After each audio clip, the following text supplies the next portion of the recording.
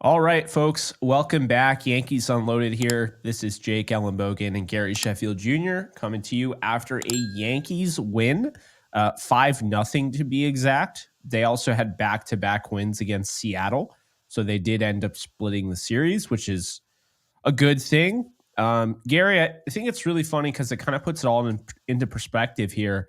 If they don't blow the first game, they really dominated this series. And that makes you feel good because we were talking about this team 27-22 before the last two games. And the Mariners look like a legitimate problem in that second game and in the first game come playoff time. These last two games, they didn't look like anything that the Yankees should worry about. And I think it's a credit to just what this Yankees team in 2024 represents. They rallied back in a series that they were down 0-2, and they split the series. They have not lost a series at Yankee Stadium, so that's great. How many runs did we just score? And magic number 5. And there you go. I also want to point this out because there are people that have commented, maybe not in our comment section, but on Twitter, which doesn't exist. And they've been saying, not a real place. But they've said that like 5 runs, even though that's like our magic number, right? That's like how many runs they need to win. They kind of look at it as kind of a low scoring game.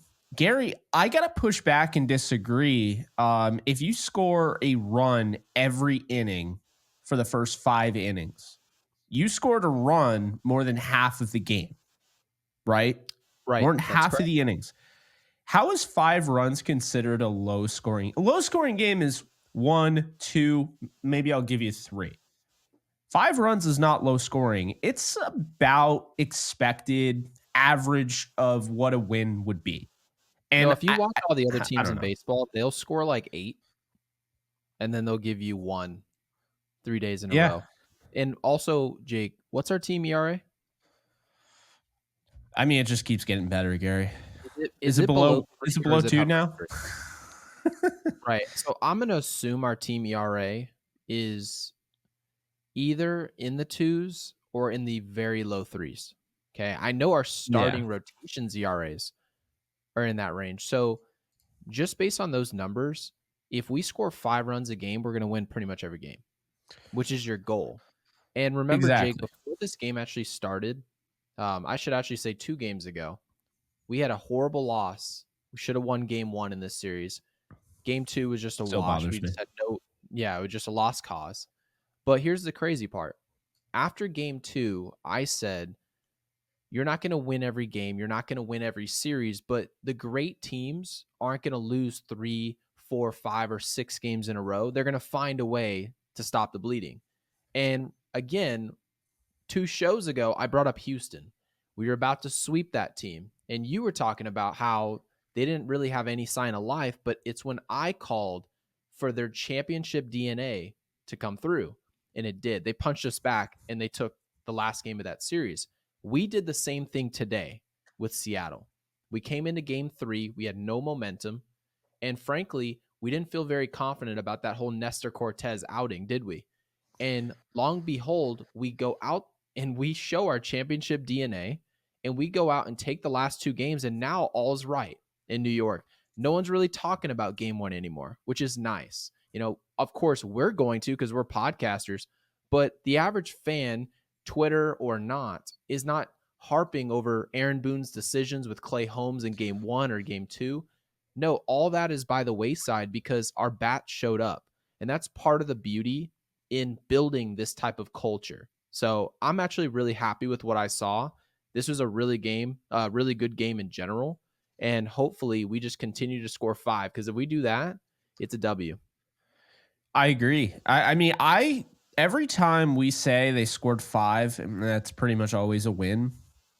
I mean, I'm going to go through right now because I need to know. We keep saying, oh, it's an automatic win. They win 90% of their games if they score 5 runs. So I would like to see any of the losses. Did they score 5? Cleveland. Not often. Was a final in 10 innings. They lost to Milwaukee in 11 innings, scoring 6. So, what I'm getting at here, they've only lost twice when scoring 5 runs all year.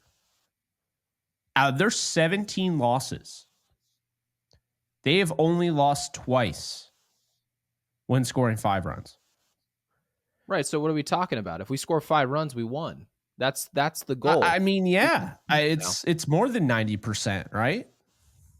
Yeah, and even if it wasn't, if it was 85, Yeah, I mean, your who goal, cares? But if you show up and you win, this is baseball. You show up and you win 65% of the games, you're a playoff team.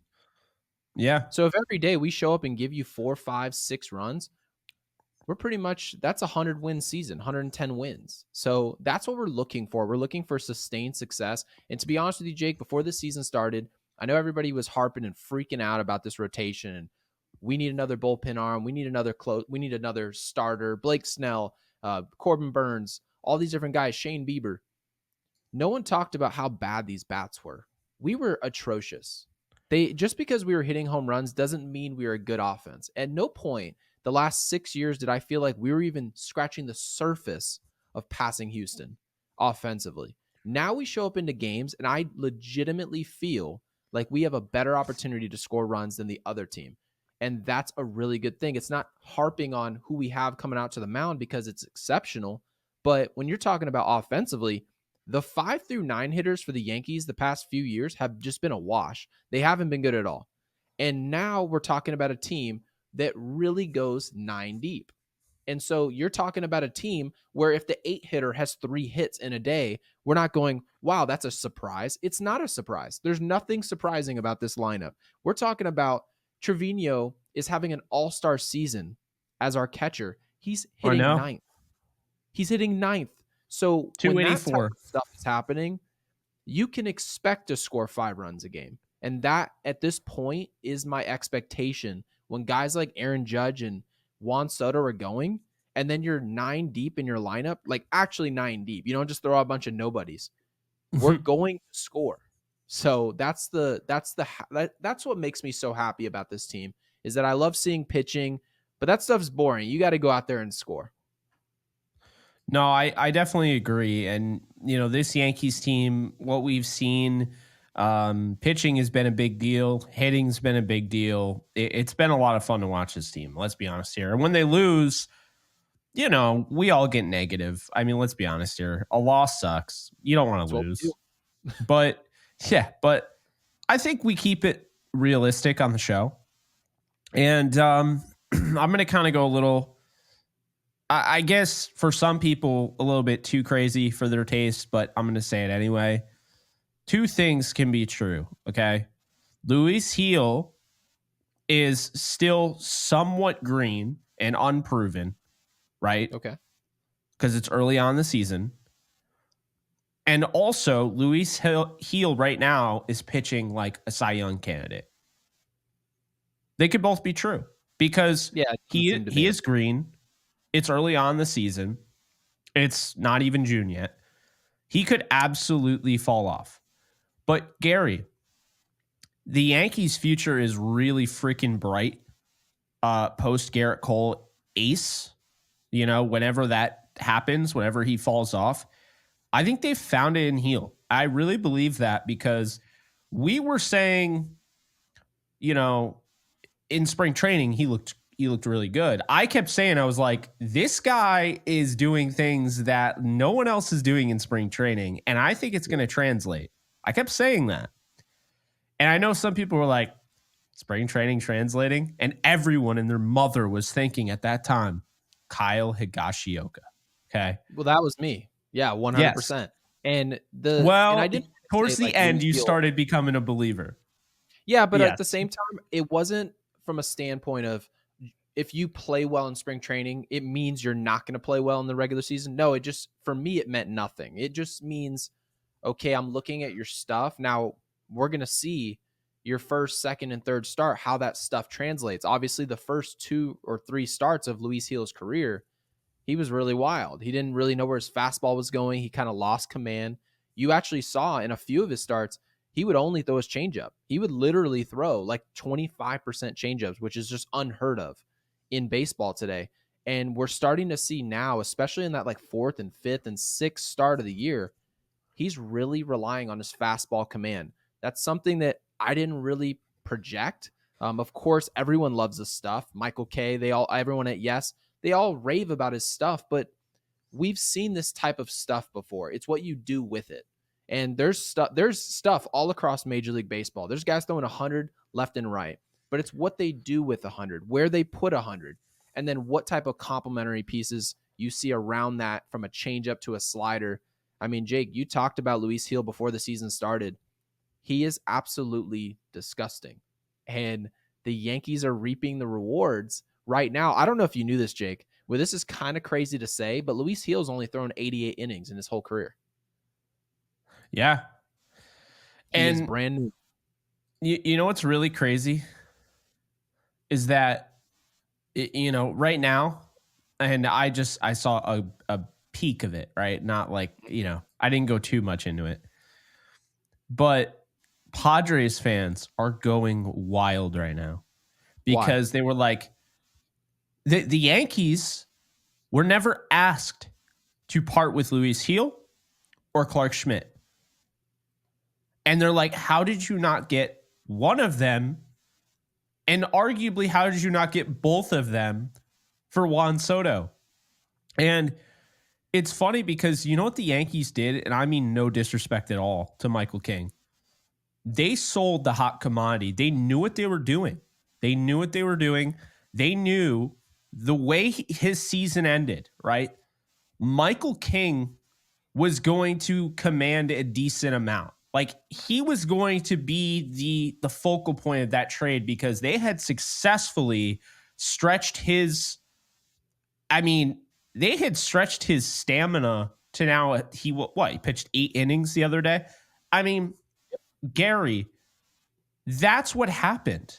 And we don't talk about it enough, but the Yankees knew what they were doing. It sucked to see Michael King go, and then, for a second, and then you realize, oh, we're getting Juan Soto. It would have sucked to see Gil or Clark Schmidt go, but you would have realized, oh, we're getting Juan Soto. But the fact that they didn't give up either of those guys, and those is not talked about enough. No, it's not talked about enough. And Jake, here's the crazy part. When people project Michael King, and I know in hindsight, people are like, oh, this was just a great trade for the Yankees. We didn't need Michael King. No, we could have really used Michael King. It would have been amazing. It would have been great to have Michael King back on this team. But what we have to remember is that Michael King is still a reliever, okay? He is a middle reliever, a long reliever, if you will. He's got the stamina to be a starter, but if you put him in the bullpen, his stuff really plays, okay? His spin rate goes up, his velocity goes up, all the usual stuff, right? But it really benefited him. Now, when we made that trade, we essentially said Michael King's ceiling is a middle of the rotation guy. That's what the Yankees did. And the reason they were able to get that trade off is because they were patient. Now, a lot of us said to go get Juan Soto early, which I'm not saying would have been a bad move, because you never know if we were ever going to get Juan Soto this offseason. You can never say that anything's a sure thing, right? But at the same time, the Yankees' patience allowed them to send a long reliever who projects to other organizations who need starting pitching. Remember, San Diego did this trade because they lost Blake Snell. That's the reason they did this trade. Right. This is before Cease. So you have to remember, San Diego knew we're not going into the deep waters with Blake Snell. Now, of course, they didn't know Blake Snell was going to sign a horrible deal at the end of free agency. They assumed he was getting, remember, the Yankees at that point were offering $150 million. Okay. So the Padres were thinking, we're not going in on Blake Snell. That makes a lot of sense. To be honest with you, if I was San Diego, I wouldn't get in on that either. Now, having said that, now the Yankees can say, this is something you need. You need someone who's proven he's been a starter before in the minor leagues. He was a starter for the Yankees when he came up into the big leagues, but the Yankees converted him to a reliever. You can use him as a starter. Now, the Padres are out here tweeting and they're sitting there, Padres fans are sitting there yapping to me about what he's done. Remember, everything that he's done so far this year, he is still 4-4 with a 4.3 ERA. Okay? That's still who he is. Now, the ceiling to Michael King is a 2 to 3 starter in the big leagues. Is that good? I would say so. But is it worth Juan Soto? I don't think so. So the Yankees benefited, and Luis Gil is the one guy remaining where you say, how did they not look his way? But again, that's part of where scouting departments and everyone makes the big decisions. Frankly, those are tough calls to make because you can get a Luis Gil. He's obviously off an injury. He can show up and get hurt and never pitch again. So there's a lot at work when it comes to these trades. The Yankees just made out like bandits, to be quite honest with you. And they made out like bandits when they got Gil, because Minnesota, they got him international free agency 2015, and then they traded him in 2018 for God knows why, for Jake Cave. So hats off to Jake Cave. You know, he ended up netting a potential ace long term. I mean, this is everything you dream about, Gary. 25 years old. He'll turn 26 June 3rd. 26-year-old ace right now. And you already have Garrett Cole, so you don't need him to be an ace. You need him to be a 2 or a 3 because you also have talented guys every which way. Because Rodon has rebounded. So yeah, Rodon. I mean, that's the thing. It's working. Well, and if you go to a 3-man rotation in, October, those are your 3. Cole, Rodon, and Gil. Okay. I can't see them doing it. I don't either. I don't see that. I just don't see it happening. There's no way you spend $160 million to kick someone out the rotation. But by the way, so we talked about this before the show, and I feel like people who listen to us are really going to want to know what we have to say about this because yes. I'm glad you took that segue. They were talking about the fact that the Yankees and whether or not they're going to go to the 6-man rotation. And it's something that we agreed would be an amazing move because it protects Garrett Cole. It protects Luis Gil. We were ahead on all that. Types of protection. Right. But at the same time, I kind of understand why you would lean the other direction because the Yankees are a team that some people have said they need maybe one more arm in the bullpen. So who would that be? Is it a pickup? Is it Miller from Oakland? Or is it in-house already? And the Yankees already made the in-house move by keeping these different guys and riding into the season. And they've said they're not going to be using and deploying a 6-man rotation. So the question is, Jake, who is getting kicked out of the rotation? Because right now I would probably say Nestor Cortez, just based on stuff. Who would you put out of this rotation if you had to? For the record, this is why I absolutely hate this move because Cortez with a 3.29 ERA, 1.07 whip. Stroman, 3.05 ERA, 1.30 whip. Clark Schmidt, 2.59 with a 1.13. Gil, 2.11 with a 1.01. And Rodon, 3.27 with a 1.20. So, to me, my argument is that you're not getting Garrett Cole, ace Garrett Cole, Cy Young winner Garrett Cole. You're getting Garrett Cole right now when he comes back. Immediately, he is going to be, as you've mentioned countless times, he is going to be babied. He is not going to be thrown into the fire right away because he needs to be managed due to keeping that injury, intact. So that upsets me because now you're taking a guy out who's already revved up. You're taking a guy out who's already, every one of these guys would be in any rotation in baseball, period. And you're taking one of them out to put in a Garrett Cole who is not quite revved up. He has not pitched a game this season. And we know damn well he's going to have an innings limit. So you're not even going to have a true starting pitcher. You're going to have kind of a long reliever, if anything. And, obviously when Garrett Cole's on and when he is fully revved up and he's healthy, he's going to be the best pitcher in this rotation. But I think it's very fair to say that, Garrett Cole, if you're kicking anybody out of the five right now, like Garrett Cole doesn't even make sense to go into the five. It might make more sense to just have him as kind of just, a Cody Poteet starter. When they put him in and he was, we thought, oh, he's an opener. Okay, he's only going to pitch 2 innings. Nope. He pitched 6 or 7. I don't know why he's not in the major leagues, but that's how I would look at Cole. I would do that. Use him as an opener, no pressure. Just put him out there. If he wants to go 4 or 5 or 6 or whatever, then you manage that based on whatever pitch count, tracker thing that you're going to have on him. But this is a mistake, Gary. I don't like this at all, because it's not just, oh, you're not giving this a try. It's that you're taking out an established pitcher right now at this point in the season, somebody that's already all revved up and has gone through the hardest part of a season for a pitcher, and that is the beginning in April. Okay. I don't agree with this, but furthermore, I'll say this to answer your question. If anybody is going to get kicked out, they shouldn't. But if anybody is going to get kicked out, it's going to be Cortez. Cortez doesn't have the best stuff. Cortez is abysmal on the road. So I think there are ways to get him involved when they're at home. But I mean, if you're not paying attention to Cortez's splits at home versus away, you're not doing it right. Cortez almost has a 7 ERA on the road, and he has a 1.12 at home. Yeah, I mean, that's true. All that is true. Objectively, I don't even think anyone can debate what you've just said. But remember this, Jake. This is the most important thing, okay, when it comes to Nestor Cortez. This is why, if the Yankees, if that rumor is true, because I'm assuming it is, then Nestor Cortez would have to be out the rotation. Remember, I talked earlier this season about the expected innings pitched from Marcus Stroman, okay?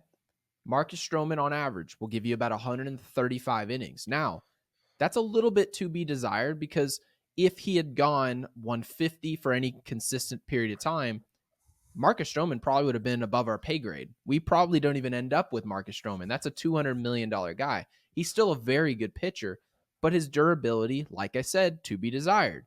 Having said that, when you're averaging 135 innings, that's just not a front of the line guy, but it's still a guy in the rotation. Now let's take a peek over at Nestor Cortez. Let's see if he's faring as well. And I'm here to spoil it for you. He's not. Innings pitched in 2024, 65. 2023, 63. The last time Nestor Cortez threw over 100 innings was 2022. He never did it again. Not once.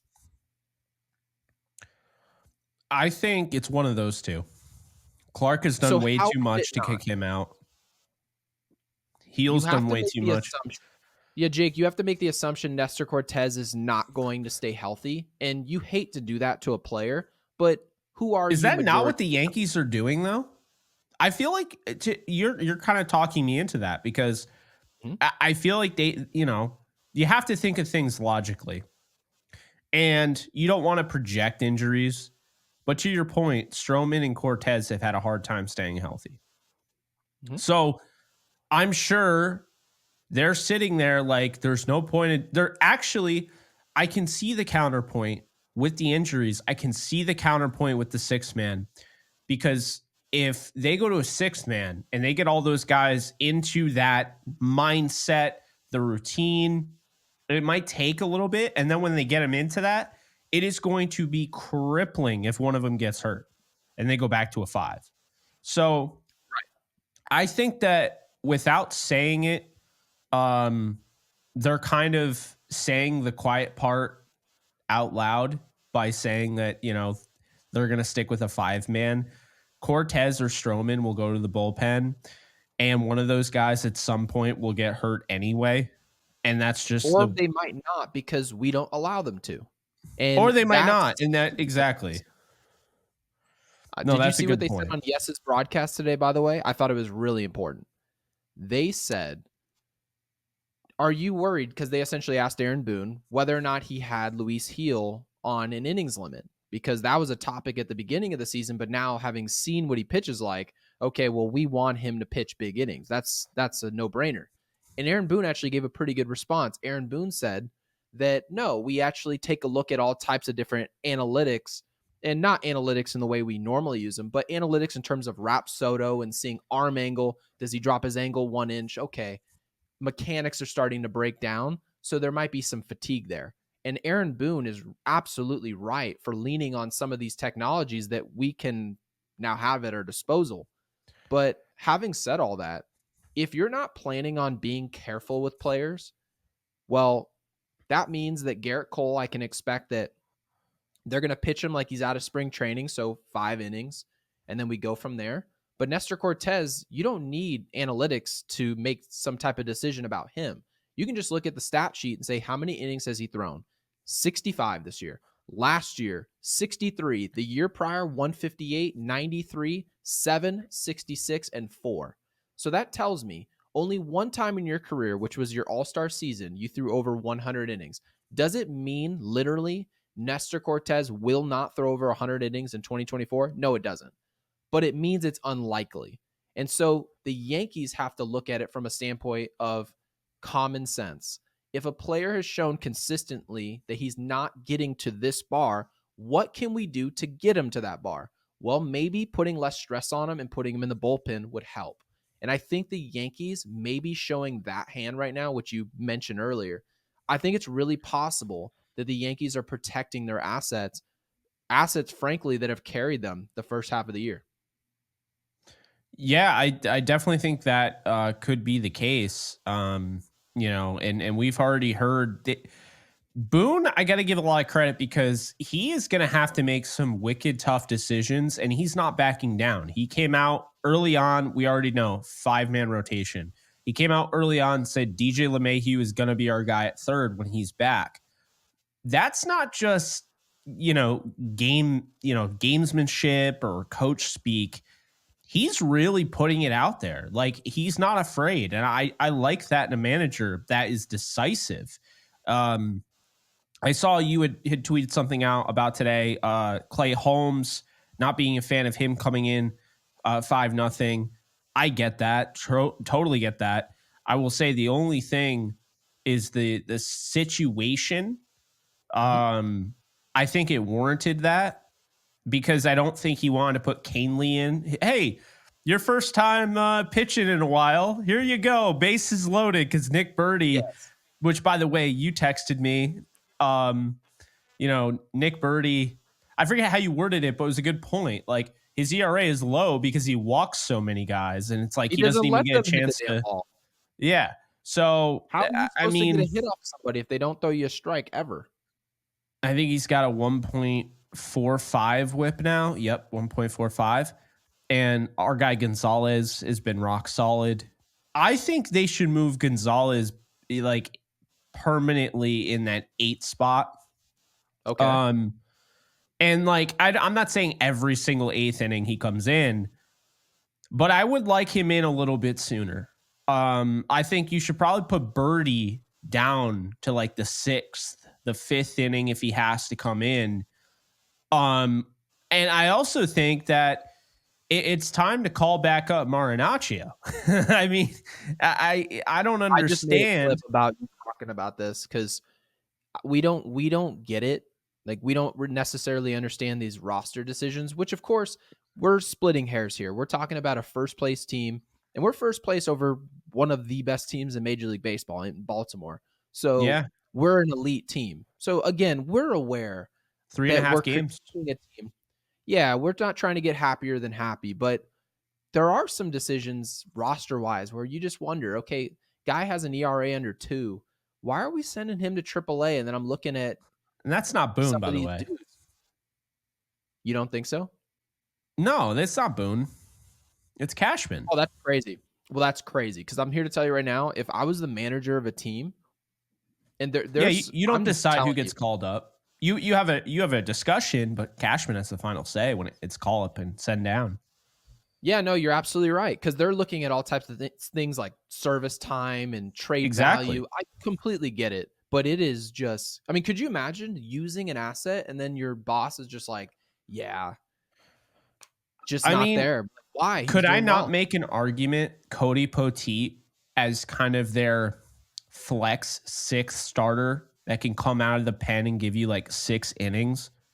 Could I not make the argument that would be the best usage for him instead of just using him in AAA? Oh, I mean, you can definitely make the argument.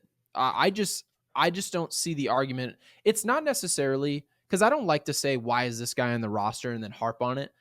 I like to really question why not for said guy. Why Well, usually when someone has an ability to get guys out consistently or hit consistently and help us score, we find a spot for him. You I know, mean, so like Poteet had a dominant start, and then we didn't see him again in the doubleheader. And then, Marinaccio gets sent down after, for the most part, fixing everything that was an issue for him last year. And he gets sent down. And this is where I like to add some context because they sent down Clayton Beeter after he threw 3 pitches and, got took care of the game. Beeter makes sense because they believe Beeter needs to be developed as a starter. They don't want him as a bullpen guy. And I'm all for that, Gary, and I know you are as well. So I get that. Marinaccio is a reliever. And I've been monitoring his stuff in the minors, and they're not trying to stretch him out like he's the next Michael King. So that stuff is head scratching to me. Another thing that's kind of head scratching to me, and I don't know the rules when it comes to wins, losses, and saves anymore, Gary, because Clay Holmes got a save today. wait, He got a save. They gave him a save, 5-0. They gave him a save. what was the score in the 8th inning? It was Because 5-0. that might be why. It was 5-0. No, so as far as I'm concerned, if I remember the rules correctly, which of course we're clearly not understanding the rules. So if somebody It was three in the three chat, runs, right? in my opinion, so in my experience playing baseball, if the tying run was at least at the plate, then you could Okay. be awarded the save. But given the situation when he came into the game, if I'm not mistaken, didn't he come in with the bases loaded? He did, but that wouldn't be the tying run. Right. So that's my confusion already right there. I'd give him a Confused. save. I don't know, it's more so confusing, like you said, but I'd give him the save. He came in high pressure situation, bases loaded, and got out of it and pitched, 1 1/3 and didn't give up a run and kept it 5-0. Oh yeah, I'm not Yeah. arguing that it wasn't a big situation. All I'm saying is he could have given up a grand slam, and Oh they'd yeah, been and like, then "Oh shit, pull him," and they pull him, and somebody else comes in the game, and nothing would have happened. He wouldn't have got a yeah, loss, the wind got doesn't a blown save. change. Like, No, literal the worst thing in baseball history. You cannot do anything worse than give up a grand slam. He could have done it right then, and they're like, "Yep, game's still preserved, so let's go ahead and bring someone else in." That's crazy to me. That's oh, it is. I'm that's crazy. that's why I brought it up because I'm like, I feel like this is the craziest year for wins and saves, and every single time it's like, how did Luke Weaver get the win? He pitched 1 I was pitch. just, I was just gonna bring him in. I was literally just gonna bring him into this podcast. He has more wins this year that he has no business being a part of. But frankly, of course, he's on the team, so we're happy for the guy. Yeah, and We he's love pitching the way well. he's pitching. He Yeah, really is. 6th Yeah, most innings, by the way, 30 1/3. that's He's 3 impressive. 0. Really. Yeah, he's given up 8 runs, so he's got a 2.37 ERA and a .66 WHIP. Oh, and his K to 9 ratio, he's got a 10.1. That is surprising. Like that's just Yeah, surprise. Okay, I'm just shocked by that because remember I was saying I don't necessarily love his stuff, he's got and that 34 was really early. strikeouts. What? He's got 34 strikeouts in 30 1/3 innings. Yeah, Luke that's Weaver shocking. might be the most slept on guy on this entire roster. I want to know his spin rate. That's what I want to know. Because I don't have usually that when the Yankees information, put a but guy out there that throws 95, they will not put you out there unless he is a Matt Blake special, which means high spin and high location. We need good location, good It spins. You doesn't have those two feel like things, he Matt has Blake is amazing rock stuff. hard. What? Yeah, but he's rock hard. Uh, He's rock hard. oh man, that was funny. But no, it doesn't feel like when he comes in, it doesn't feel like he's doing anything in like particular, like, oh, this guy is Mhm. 103 mile per hour Mason Miller, but he just gets it done. And Yeah. we got on him earlier in the year, rightfully so, but he got out of that and he's pitching very well. This is what they expected when they got Caleb Ferguson, who's not quite doing the same. Although he's leading the team in holds. I don't know what the hell a hold is. Hold I is him see. holding the baseball. That's what he is. I He didn't see. do a damn thing. I see him give up a 3-run shot, and then in the box score it says hold, and I was like, all right, so like, it's just a participation trophy. Like, what the hell is a hold? Yeah. He held his Yeah. jock and got it, put it on right on time. So today, 5-0. This has been pretty much the pitchers edition of Yankees Unloaded. We've barely talked about hitters, but you know, I thought today, just seeing Judge, Volpe, and Soto being, dangerous and doing damage at the top of the lineup. And, I mean, when Judge, and I said this off air, when Judge is hot, I don't know if anybody is hotter. I think Judge looks like the best player in baseball when he gets hot. And it's a fun thing to watch. He becomes like Barry Bonds. Like, you think teams should just walk him because he just, when he's seeing the baseball, when he's seeing it come off the fingertips of a pitcher, I mean, he is as dangerous as anybody in any sport.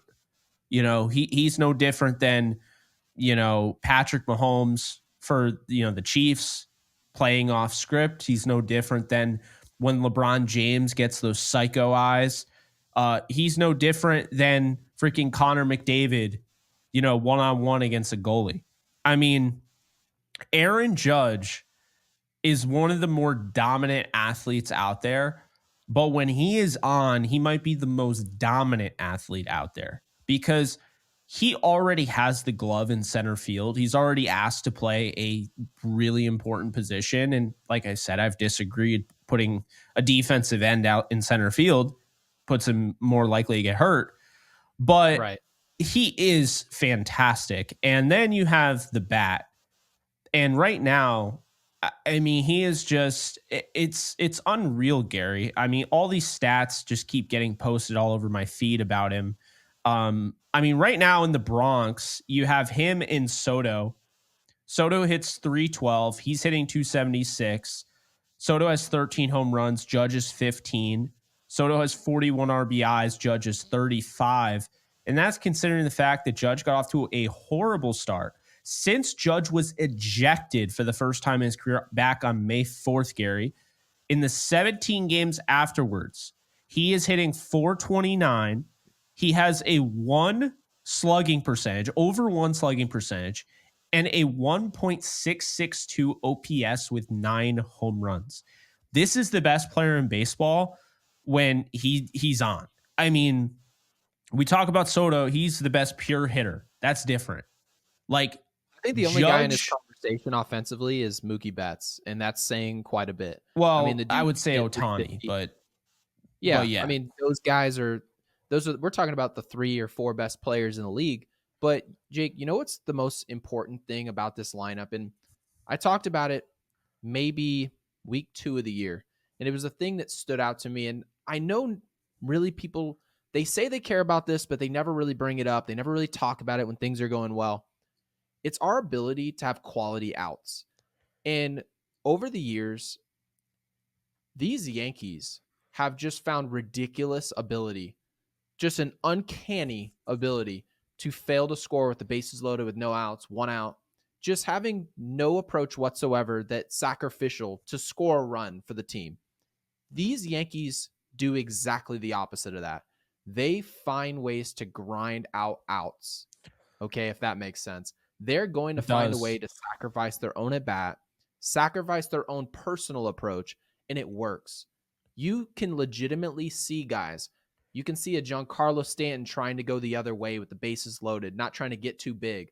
When earlier in the game, he hit a ball 445 feet, 112 off the bat. So That was insane. He hit it over Monument Park. stupid. Absolutely stupid. It's easy to get in that situation after hitting a ball like that. Okay. You hit a ball 450 off one of the best pitchers in baseball in Castillo. Okay. There's a reason everyone wanted him. He's big time. You go 450 to dead center field over Monument Park. You show up your third and your fourth at bat, and you're trying to make a team out. That tells me everything I need to know about this offense. If we do that, we're going to see numbers like you saw today where we have 5 walks and 4 Ks. Strikeouts are okay, but what'd you do with the rest of the at-bats? And if you continue to have solid at-bat after solid at-bat and then get guys out the way we get them out, we're not going to be outrun by anybody, not Baltimore, not LA, nobody. And this is part of why we play the games and not everything's on paper. Sure, you can argue LA might have a better lineup than us or some other organization might have a better bullpen than us, but is their approach matching their output? And if our approach is better than theirs, that's the reason why the best team in baseball doesn't win every year, is because sometimes things get wacky. And this Yankees team seems to be all pulling the right direction. I have a lot to be happy about right now. So when I'm chipper about the lineup, it's going well. No, I agree. I thought something that'll probably get lost in the whole thick of it. Verdugo's sack fly, that insurance run was huge. It obviously didn't end up mattering in the end, but it did matter because now instead of it being 5-0, it's 4-0. And that Clay Holmes scenario that you're talking about is a tie ball game if he does give up the grand slam. Anthony Volpe stealing third base and then Soto. Oh my God. Soto faking the bunt so he could disrupt the timing of the catcher. They were just on. Even before that, Volpe with the hustle double. It's just like a routine. Oh, you hear Michael K say, and that's a base hit. And then all of a sudden he's like, oh, and Volpe's going for 2, a hustle double. And I'm like, this is why you hustle out of the box, and this is why Volpe is not going anywhere. This is why he's going to stick around for a long time. And Yankee fans, he's going to be a fan favorite forever because he does a lot of the similar things that Derek Jeter did. He does hustle out of the box, and if you're going to be a shortstop for the New York Yankees, you need to do that. And by the way, who does that? Who is Johnny Hustle, unlike Manny Machado a few years back? Juan Soto. See how much he hustles out of the box? I mean, I just... Yeah. No, but you're honestly, when the best player or second best player is doing things the way it should be done, it's easy to ask Anthony Volpe to do it. That's the thing. And by the way, last thing I'll say is Anthony Volpe seems good enough to bat leadoff for this team now. I don't think anyone's freaking out about sliding him back down to 7th anymore. So hey, we never doubted it. We actually challenged it. Shout out to Oswaldo Cabrera. What isn't going to get talked about because other guys stepped up, but he had 2 hits today, 2 for 4 day. Needed that back up over 250 on the year, batting average wise. But yeah, this is a great win. Not easy to beat up on Luis Castillo. So, to get those 2 home runs, those are your only runs scored against him. That was huge. Getting to the bullpen early on, as opposed to a normal Luis Castillo start against the Yankees, who they never seem to beat. This was fun. I mean, Judge going yard, Stanton going yard. Tomorrow they have the Padres. We'll see what ends up happening there. I mean, that will be an interesting series. I don't know if they'll see Michael King. I think tomorrow is Yu Darvish taking on Carlos Rodon, and that is in San Diego, 9:40 Eastern time. So, Gary, you will be able to actually see this without having to get up out of bed and have it already be on. So that's good. Win there. But we'll talk about that tomorrow. Appreciate you guys for hanging out with us as always. Be sure to like, subscribe, and comment. Be sure to follow us on social media at Gary Sheffield Jr., at JK Bogan, at Yankees Unloaded. And until next time, guys, you take care. And like this video.